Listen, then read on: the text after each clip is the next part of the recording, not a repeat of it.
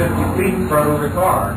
And everything was lit up. It was real bright, it was low, and at this time, if I had to describe it, I said it just looks like a, hell, it was big as a house. This thing was, it was no toy. This thing is, I mean, you don't look up and say, the guy pulls up and says, from this pin, how much would you say it would cover? This thing is big enough to cover the road. This is 2.4 from berm to berm, this thing would have covered. It was, I never, it was like looking down the middle of hell or something for a minute. And it was very bright, it made your eyes water. And Schoenfeld came in, my sergeant, and he says, do you have a camera? And I said, no, sir, I don't have one. I don't think I said, sorry. I said, no, I don't, or something. And he said, can you follow it, or stay with it, or keep it under observation? We'll get a camera car there, we'll get somebody there with a photo unit, we'll photograph it so we can identify it.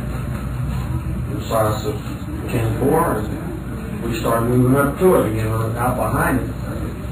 We went to 183, we had to go direct south.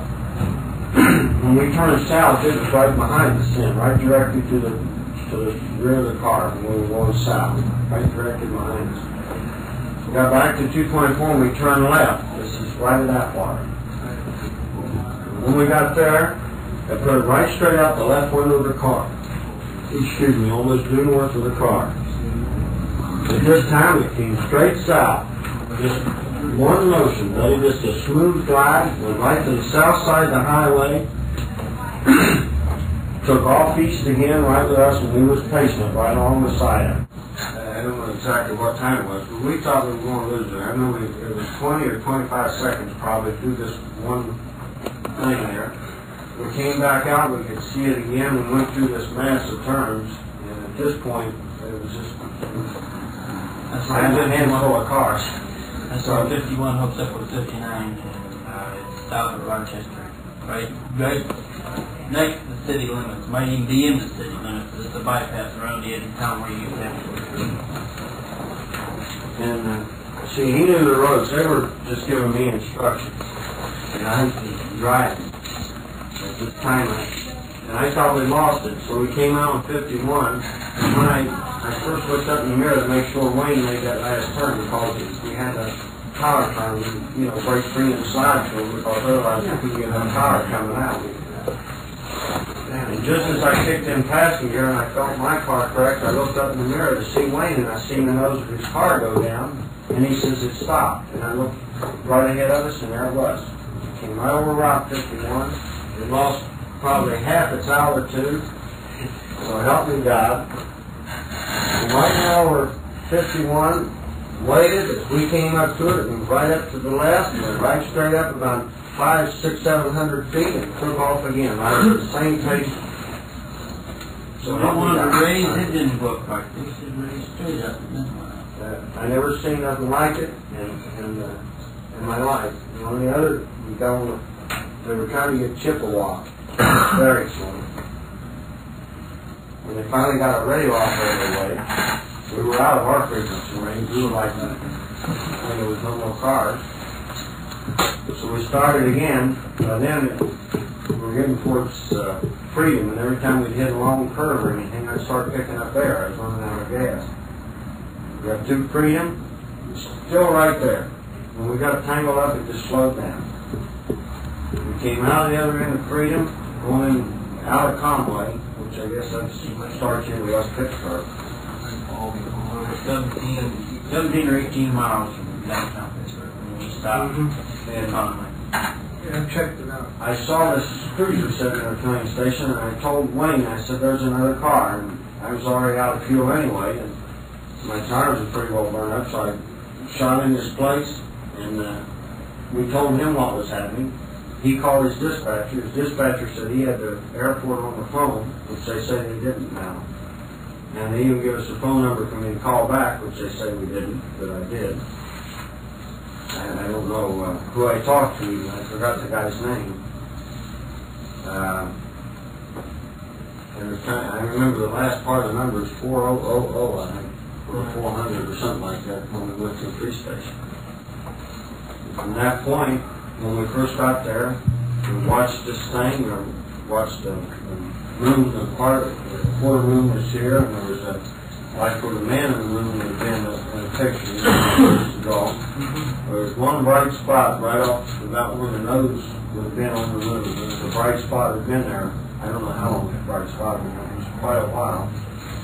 The one we were watching would have been, at this time, of course that spot was awful small. It wasn't as big as this we were watching. And they were about the same. We watched them right through an antenna, 4 officers standing side by side, watched an airliner come out of the airport, right underneath of it.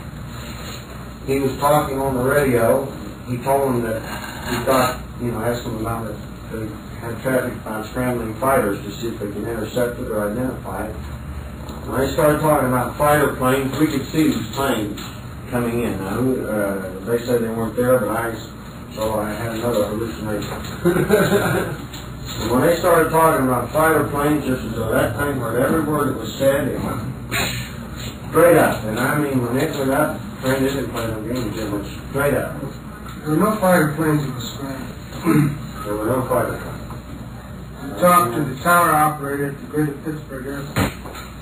Well, that's the one I called back. That's 4 I forget the number now. But I know there's three zeros in it, whatever the number was. Now, the radio traffic was about the airplanes. Now, the other airplanes was right in the area, and we watched that airliner go directly underneath us, all 4 of us. And all that guy had to do was to look straight up, because it was sitting right on top of it. And he went right under it. And at this time, its altitude and its distance, and at this time it was as if you were looking at it compared to an object that you wanted to see. It was as big as a washtub then, even after it went up the first time, and we were standing right there watching. Speaking with the same respect for that street. I will, sir, and I am. I'll treat you in your respect. I'm not calling you or not. I'm not saying you have hallucination. All right, the last 20 days. Anyway, this thing passes on another police car. He watches it go by, and he's following. Now, this is 2 cars fixed on Venus. So we're going down the road. And we get into Conway, Pennsylvania, this thing passes over the 3rd car that's sitting there, not even on the same frequency. I never met, seen, spoke to before nor after another officer. He's watching the same thing as it goes over top of him going towards Pittsburgh as we come screaming in. Now, we watched it. 4 men standing right there, 4 officers. You could probably, you've seen anything one. He stood right there, watched it, watched the plane go underneath of it, and watched it make a vertical climb straight up. And this, sir, is my knowledge, is God's truth. Yes, sir. The only thing left to even look at after we went to the station to call the guy was the one bright spot that was there. The sun was up, coming up full, and the moon was fading out. It was about a quarter of the moon. Right straight off that moon, which would have been to the south of the moon if you were looking west, was one bright spot. I would say it was probably looked like a pencil eraser, real bright. That was the mothership. Huh? That was the mothership. Oh, that was the mothership. And this, you guys go ahead and do this, please. I'll give you some tampons and call. This thing would have been to the left or to the north of it, and we watched it, went up, stopped, the airliner went under it, and then it went straight up. Just as straight up as